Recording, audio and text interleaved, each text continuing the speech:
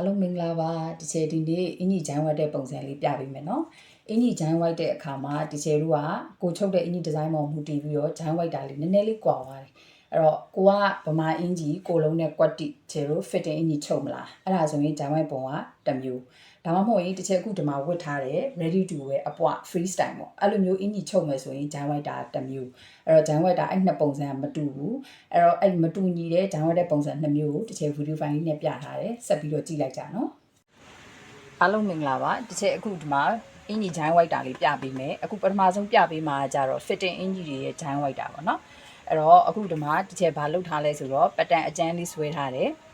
ဒါကတော့အသေးလေးနဲ့ပေါ့နော်ချုပ်ပြီးဆွဲထားတာဒီကောင်က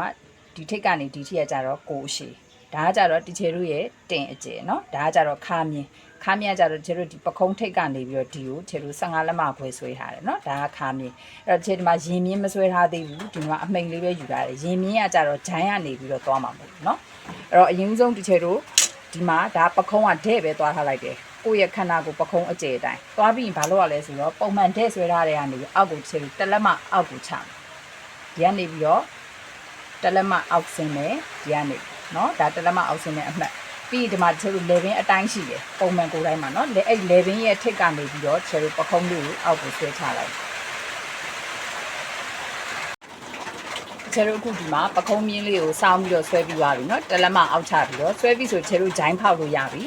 အဲ့တော့ဂျိုင်းဖောက်မယ်ဆိုရင်ချေတို့ကိုယ်တိုင်းမှာဂျိုင်းဘလောက်ရတယ်လဲဆိုတာတွက်ထားတယ်နော်ကိုယ်တိုင်းမှာတွက်ထားတဲ့ဂျိုင်းရဲ့အတိုင်းတာကိုဒီမှာလာဆွဲမယ်အဲ့တော့ဘယ်ကနေစပြီးဆွဲမလဲဆိုတော့ချေတို့ခုနကတစ်လက်မအောက်ဆင်းထားတဲ့အမှတ်ကနေပြီးတော့ဒီအောက်ကိုချေတို့ကိုယ်တိုင်းတွက်ထားပြီးသားဂျိုင်းအတိုင်းလေးကိုဆွဲပြီးတော့တဲ့လီလာလိုက်မယ်နော်ဒီနေရာလေးကတဲ့သူ့ရဲ့ဒီထိတ်ကနေဒီကကိုယ်တိုင်းမှာတွက်ထားတဲ့ဂျိုင်းရဲ့ပမာဏကိုထည့်ပြီးတော့ဆွဲမယ်နော်ပြီးရင်သူ့ကိုဒီဂျိုင်းအကွာဝေးကိုချေတို့တဝက်နော်တဝက်တိတိကနေအမှတ်ကလေးမှတ်ထားလိုက်မယ်အဲ့ဒါဘယ်ဟာအတွက်လဲဆိုတော့ဒါနောက်ချမ်းကနေစဆွဲတာဖြစ်တဲ့အတွက်ကြောကျယ်ဆွဲမဲ့နေရာအတွက်ကိုချေတို့အလဲတဝက်တက်ဒီမှာချေတို့အမှတ်ကလေးမှတ်လိုက်မယ်အဲ့ဒါဆိုရင်ချေတို့ဘာလုပ်မလဲဆိုတော့ဒီဂျိုင်းရဲ့အစုံလေးမှာဒီချက်ခုနကတော့ပြောတယ်ရင်ကျဲမြင်းလေးကိုဆွဲမယ်ရင်ကျဲကိုယ်တိုင်းမှာဘယ်လောက်ဆွဲထားလဲ sorry ရင်ပတ်လေပေါ့နော်ရင်ပတ်လေရဲ့အတိုင်းအတာကိုဆွဲမယ်ရင်ကျဲမဟုတ်ဘူးနော်ရင်ပတ်လေရဲ့အတိုင်းအတာလေးကိုဒီမှာမှတ်လိုက်မယ်အဲ့ဒါဆိုရင်ချေတို့ကဒီမှာရင်ပတ်လေခါပတ်လေတင်ပတ်လေဆိုပြီးတော့ချေတို့၃မျိုးစလုံးရပါပြီခုနကတော့ချေပါလို့ရင်မြင်းမဆွဲထားလဲဆိုတော့ဂျိုင်းမဆွဲထားသေးလို့ဂျိုင်းရဲ့အကွာဝေးကိုဆွဲပြီးတော့မှအတိုင်းအတာကိုဆွဲပြီးတော့မှချေတို့ရင်မြင်းကိုသွားလို့ရတယ်ဟုတ်ပြီနော်အဲ့တော့အခုဒီမှာချေတို့ဘာလုပ်ထားလဲဆိုတော့ဒီပကုံးတလက်မအောက်ချတဲ့နေရာနေပြီးတော့ချေတို့ဂျိုင်းကိုဒဲ့လေးလာပြီးပြီဆိုရင်ဘာလုပ်အောင်လဲဆိုတော့အလဲမှတ်တဲ့နေရာနေချေတို့နောက်ကျောအကျယ်ရဲ့တွက်ပြီးသားလေးကိုချေတို့သွားမယ်နော်အဲ့တော့ချေတို့ဒီမှာပုံသင်နည်းတွေဘာတွေတွက်ထားပြီးသားတွေမပြောတော့ဘူးနော်ဘာဖြစ်လို့လဲဆိုတော့တစ်ချက်ဒါအခြေခံပထမပညာဒါနတွေမှာတင်ပေးပြီးသားမလို့နော်အဲ့တော့နောက်ကျောကျယ်ချေတို့တွက်ထားတဲ့အတိုင်းကိုဆွဲမယ်အဲ့ဒါဒီမှာဒီကနေပြီးတော့ဒီကိုတိုင်းဒီနေရာနေပြီးတော့ဒီကိုနောက်ကျောအကျယ်တိုင်းလေးဆွဲမယ်ဒါဥပမာပေါ့နော်ဒါနောက်ကျောအကျယ်ကိုရောက်တဲ့နေရာဆိုအဲ့နေရာလေးကိုမှတ်ပြီးတော့ချေတို့ဒီမှာဆွဲလိုက်မယ်အဲ့တော့ join white ဖို့အတွက်ဆိုရင်နောက်ချမ်းမှာဘယ်လိုလာမလဲဆိုတော့ဟောဒီပခုံးထိပ်ရဲ့ဒီနောက်ကျောအကျယ်ရဲ့ပြီးချေတို့ဒီရင်းရဲ့အဲ့နေရာလေးတွေကိုချေတို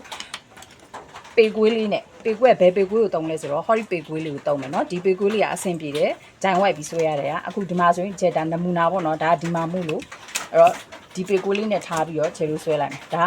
ပတ်တန်အသေးချုံထားတဲ့အတွက်ကြောင့်လို့ဒီပေကွေးနဲ့ကြာရင်တိတ်အဆင်မပြေဘူးအင်းကြီးတကယ်ပတ်တန်အကြီးကြီးမှာဆိုအဆင်ပြေရနော်အဲ့တော့ဒီပခုံးထိတ်ကနေပြီးတော့ဒါချက်လက်ကလေးနဲ့ဝိုက်လိုက်မယ်နော်ဒီလိုလေးလာမယ်သူ့ရဲ့ပုံမှန်လေးဆိုရင်ဒီတိုင်းလေးပဲလာပေကွေးလေးနဲ့တစ်ခါတည်းဝိုက်လိုက်ရမယ်အဲ့တော့တခုပြောစရာရှိတာကဒီဂျိုင်းဝိုက်တဲ့နေရာမှာဒါဆိုရင်ပုံမှန်ဂျိုင်းရဲ့ပုံစံလိုမျိုးလေးနော်အခုဒီမှာတစ်ချက်ဆော့ပင်အမဲလေးနဲ့ဝိုင်းပြပေးမယ်နော်အဲ့တော့သူ့ကိုအခုဒီမှာဒီလိုလေးလာတယ်ပြီးပေကွေးလေးနဲ့လာတဲ့လူကိုမှတ်ထားလိုက်နော်ဒီတိုင်းလေးဆွဲလိုက်မယ်ပုံမှန်ဂျိုင်းဆိုရင်ဒီလိုမျိုးလေးသွားတယ်ပုံမှန်ခန္ဓာကိုယ်ပေါ့နော်အရန်မဝမပိန်တဲ့လူဆိုအဲ့တော့အရန်ဝတဲ့လူဆိုရင်ဒီပေကွေးနဲ့တစ်ချက်တည်းဆွဲလို့မရဘူးနှစ်ချက်ဟိုမှာဘယ်လိုလေးဆွဲမလဲဆိုတော့ဒီထိတ်ကနေပြီးတော့ဒီကြောကျယ်လို့တစ်ချက်ဆွဲရတယ်နောက်ဒီကြောကျယ်ကနေပြီးတော့မှဒီအောက်ကိုဒီလိုမျိုးလေးတစ်ခါတစ်ချက်ပြန်ပြီးတော့သူ့အဝိုက်တိုင်းလေးဆွဲရတယ်ကျတို့လက်နဲ့ဘာလို့မဆွဲလဲဆိုတော့ဒီပေကွေးလေးတွေက तू ကဂျိုင်းအတွက်ကိုတစ်ခါတည်း तू ကဝိုက်ဖို့အဆင်ပြေအောင်လို့ तू ကလှုပ်ထားပေးပြီးသားဖြစ်တဲ့အတွက်ကြောင့်မလို့ဟောဒီ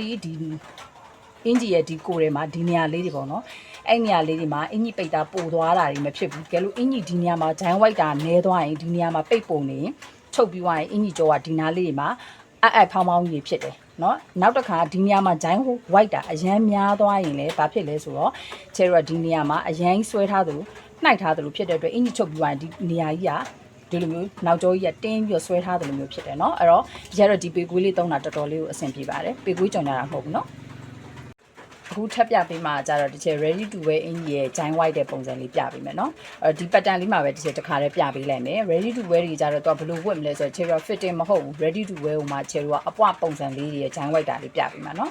အဲ့တော့သူ့ကိုကြတော့ချေတို့ဘာလုပ်လဲဆိုတော့ကိုလိုချင်တဲ့ဒီမှာအတိုင်းပဲကိုရှိလေးယူပြီးရင်ချေတို့ပခုံးအကျယ်ဆွဲပြီးရင်သူ့ကိုဒီတိုင်းလေးပဲခုနအတိုင်းပဲတလက်မအောက်ဆင်းအဲ့သူ့မှာမတူတာကြတော့ချေကဘာလဲဆိုတော့ဒီ giant white တဲ့နေရာမှာနည်းနည်းအယူအဆလေးပဲမတူတာအဲ့တော့အခုထုံးစံတိုင်းပဲချေတို့ကိုယ်တိုင်းမှာတွက်ထားတဲ့ giant ကိုတစ်ခါတည်းဒီတိုင်းပဲမြင်းမက်လေးဆွဲလိုက်မယ်နော်မြင်းမက်ဆွဲပြီးရင်သူ့ကိုဘယ်လိုယူရမလဲဆိုတော့တဝက်မှတ်မယ်ဒါဒီအဆင့်ထိအကောင်လုံးတူရယ်ဘယ်လိုယူရလဲဆိုတော့အဲ့တဝက်နေရာမှာဒီမြင်းမက်ကနေအတွင်းကိုချေတို့နှစ်စိတ်ပဲဝင်မယ်ဟောဒီနေရာမှာအတွင်းကို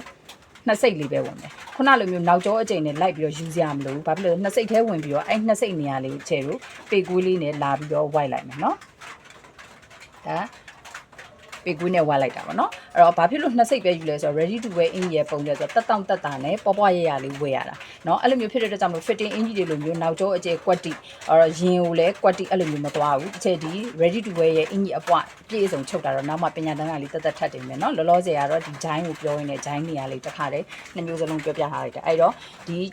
အလဲအမှတ်ကနေပြီးအတွင်းထဲကိုနှစ်စိတ်ဝင်ပြီးတော့ပခုံးနဲ့ရင်အကျယ်တိုင်းထားကိုခြေတို့ဂျိုင်းကိုဝိုက်လိုက်မယ်ဆိုရင်ဒါ ready to wear ဂျိုင်းဝိုက်တာလေးရပြီအခုဒါကနောက်ချမ်းเนาะရှေ့ချမ်းမဟုတ်ပါဘူးအားလုံးပဲအဆင်ပြေကြပါစေเนาะ